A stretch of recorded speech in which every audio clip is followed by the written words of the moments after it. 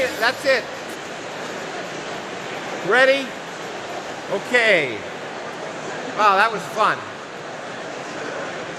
Okay. Do I have to get violent? Okay. Okay. So there are lots of questions, and they're really good questions. And we obviously don't have time for a lot of them, but we'll try and pick up a bunch. And I'm actually very pleased that there are no anonymous questions, which is a first. So, Jacob W. Where are you, Jacob? Yay! Okay.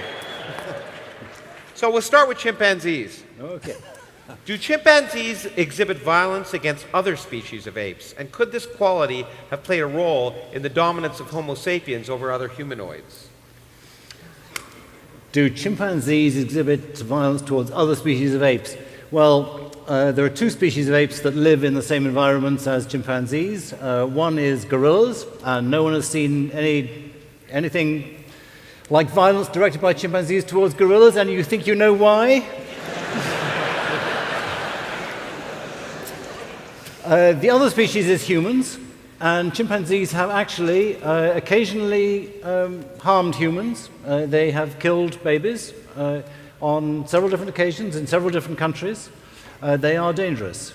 Now, the second part of the question was something like, could this explain the dominance of Homo sapiens? I guess assuming maybe killing Neanderthals or something like that, I guess is the idea. Okay. Dr. Krauss gets a gold star.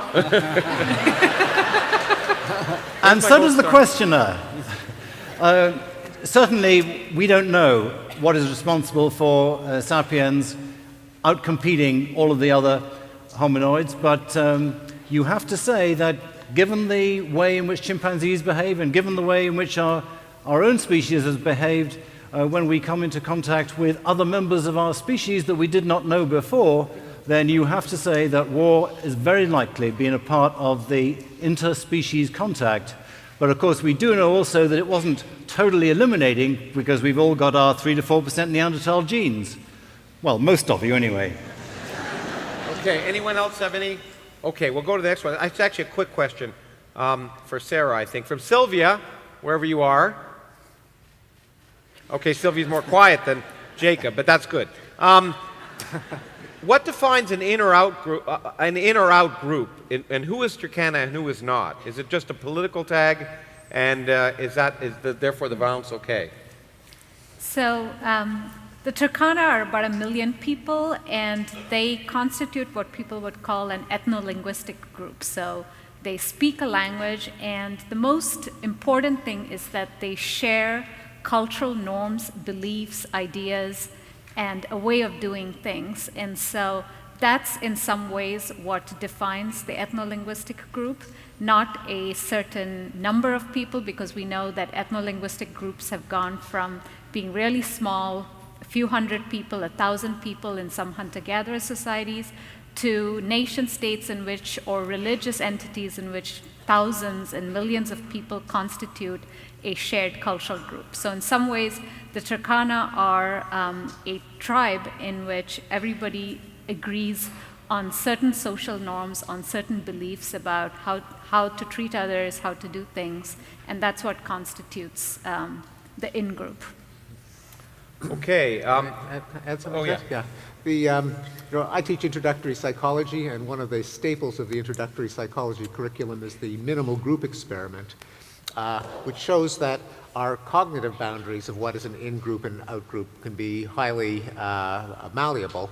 In this experiment, you divide people up as they come into the lab on any trivial criterion you want.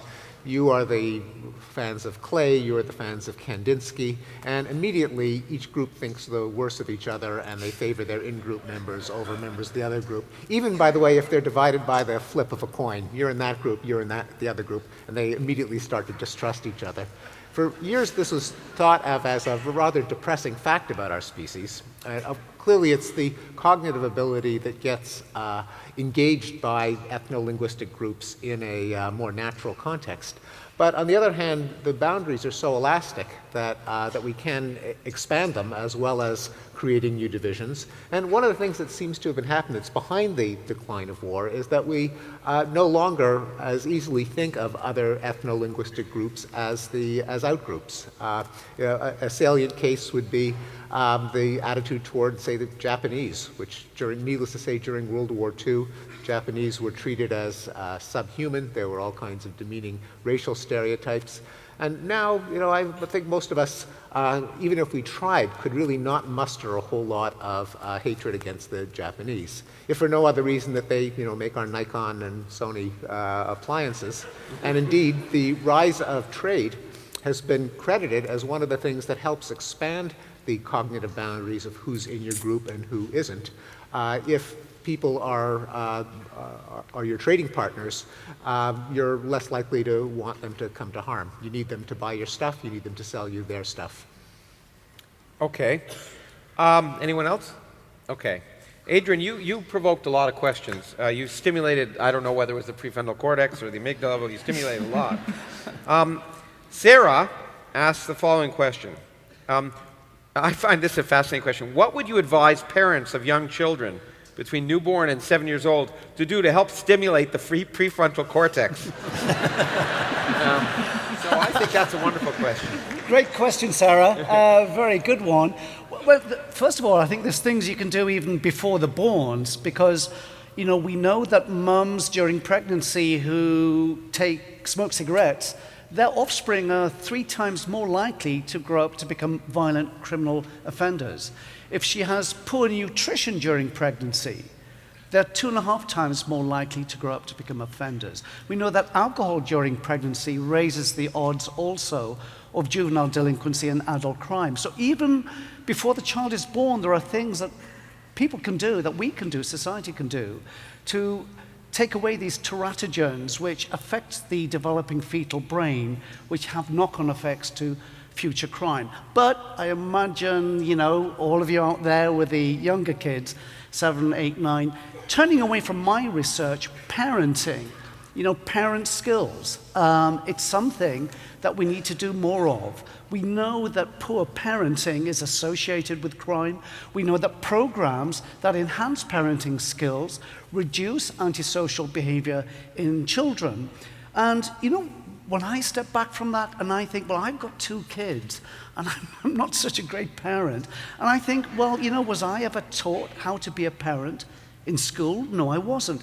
Is having a kid one of the most important things that any of us ever does? Yes. It's the one thing we're taught nothing about in school. So I wonder whether we would ever make parent skills classes compulsory to high school, secondary school students to enhance the level of parenting for all of us. And, what's so bad about that? That's something I wonder about. We should all wonder about that, I think.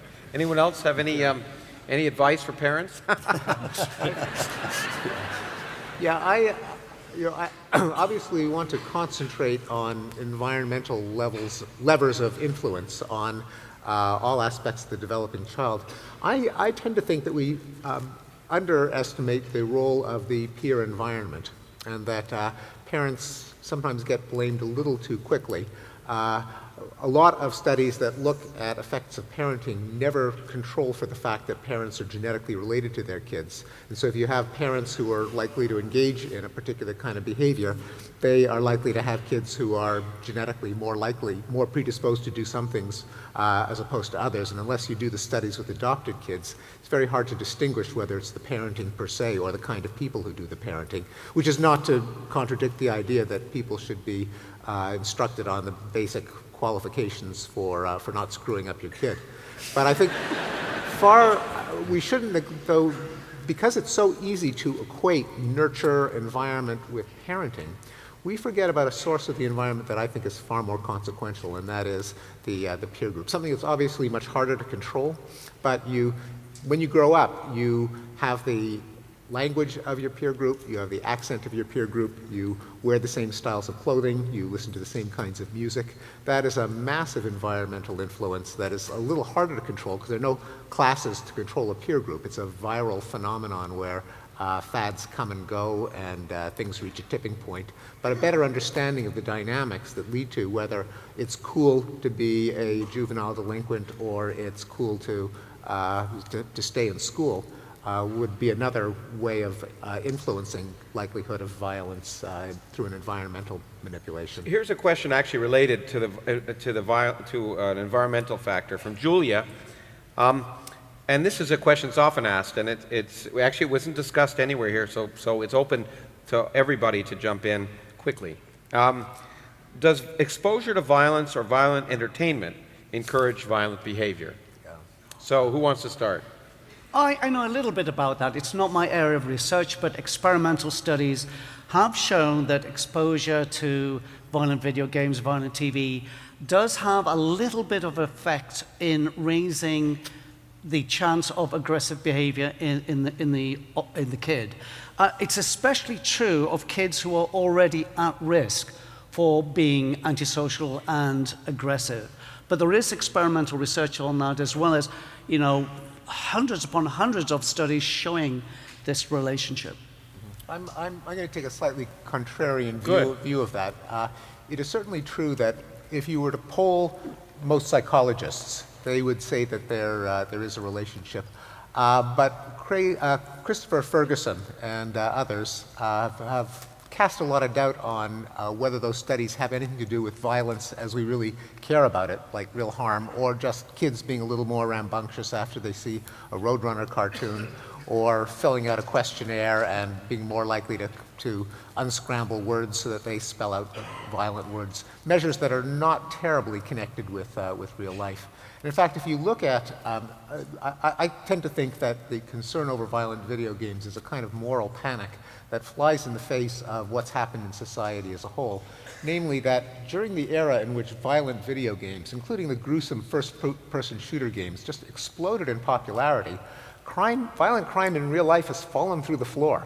The rate of violent crime in the United States today is less than half of what it was 20 years ago. No one completely understands the reason, but this is the same era in which we've had special effects in movies that seem to increase the level of simulated violence and the popularity of violent video games.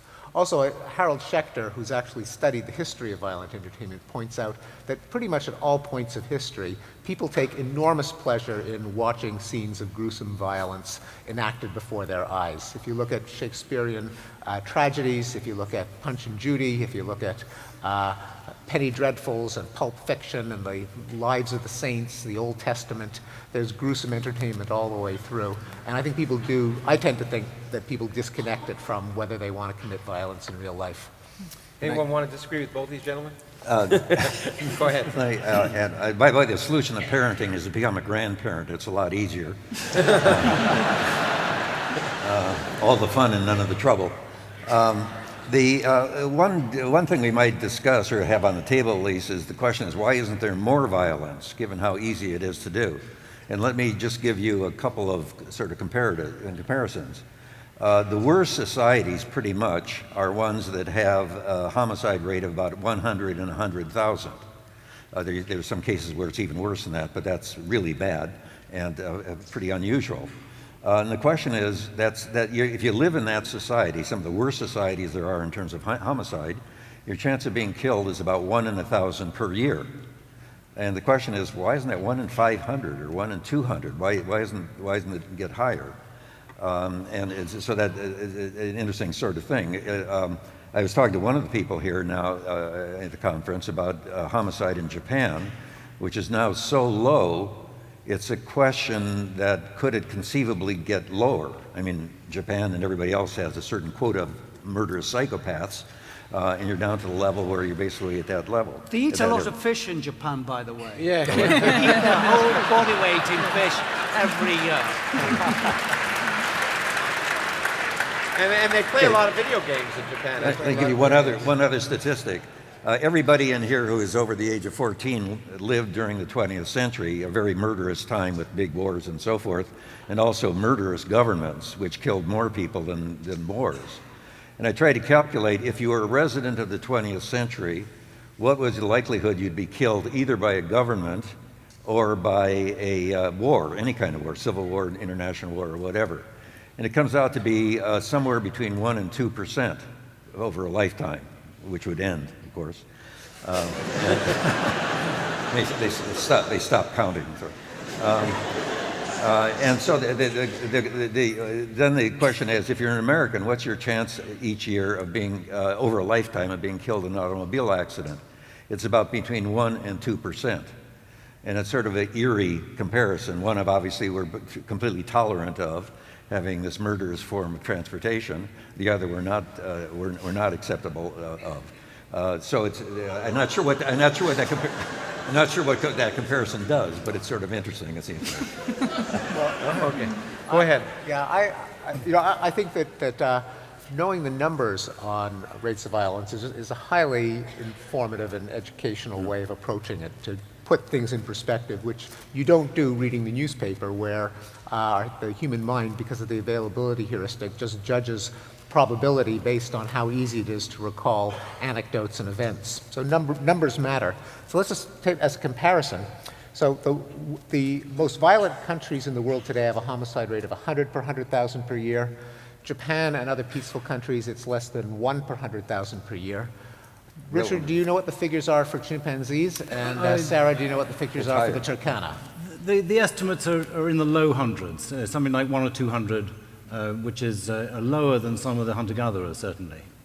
1 or 200 per 100,000. Do those figures exist for the Turkana? So I know the data that 1% of male adult mortality is due to interpersonal violence. That's over a lifetime. Yeah, 1%, but 50% from intertribal warfare.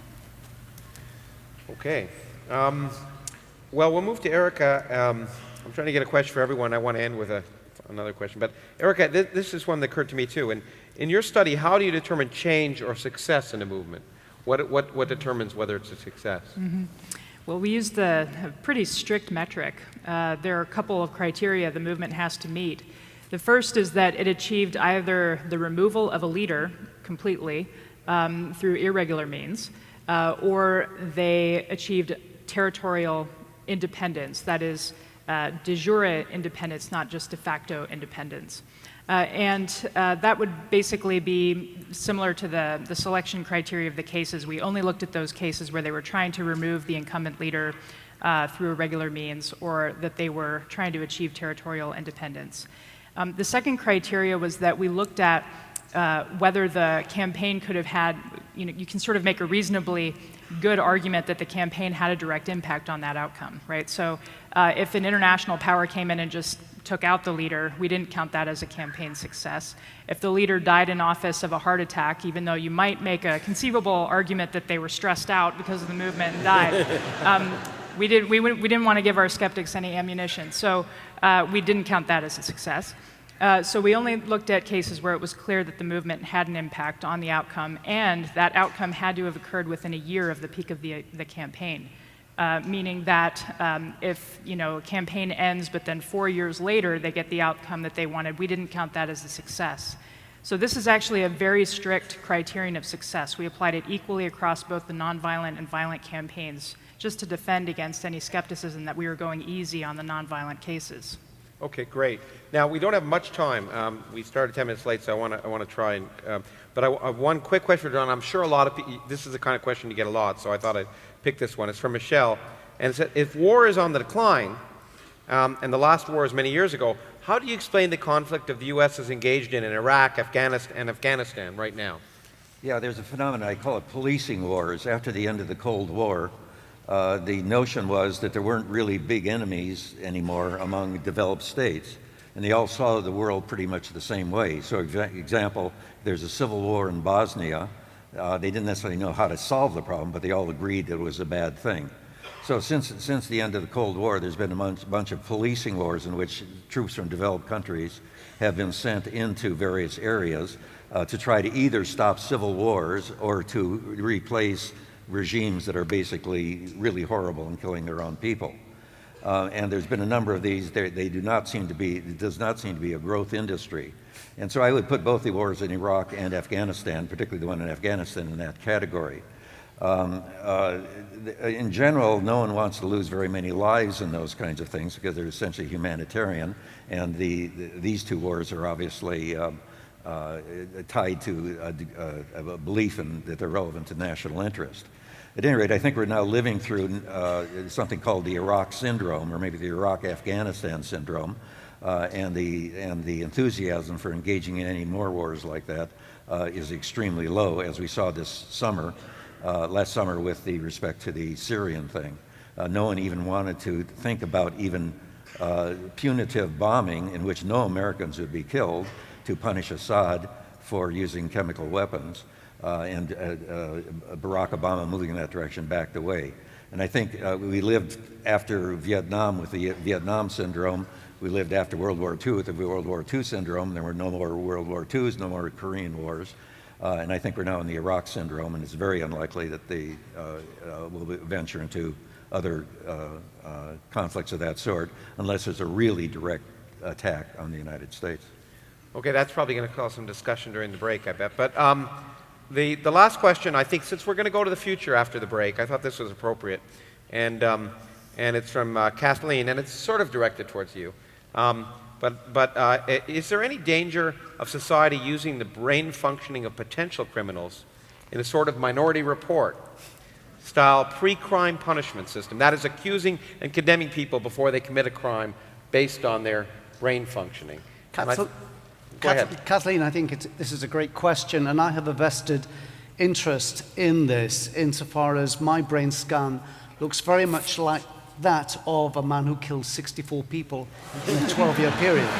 And I do not want to be locked up for a crime I did not commit just because of my brain scan. Or if you do lock me up, I want a chance to kill some of my critics first before you lock me up.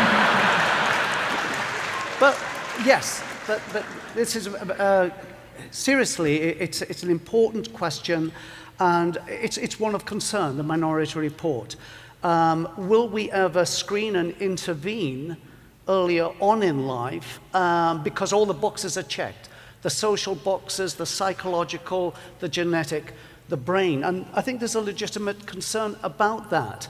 I'm partly guilty of this because with my colleagues and I, we brain scanned adults in the community and found that those with a smaller volume of the amygdala, part of the brain that gives us a sense of compassion, conscience, and remorse, those men with the smaller amygdala volumes were 4 times more likely to commit a violent act in the next 3 years. And that's prediction over and above other risk factors we use to predict violence, like employment, background, and so on. So I'm torn. At one level, no, it would be terribly wrong to detain someone before they've committed a criminal act. On the other hand, we have to make decisions every day about which prisoners to let out early because they're not at risk, and which prisoners to keep in prison because they are dangerous. And if brain imaging and genetics in the future gives us added value in making more accurate decisions about who are the risky people in society, well, wouldn't it be wrong not to use that information? Okay, well, I know that that's going to lead to discussion, so I'm going to stop it. One of the things we try and do in Origins is deal with open questions, questions that haven't been resolved, fundamental questions where we might learn things. And of course, one of the things I've seen from this meeting is that this is such a question. And questions that allow us to confront conventional wisdom and to try and make the world a better place. And I want to thank this panel for illuminating these issues for us before them.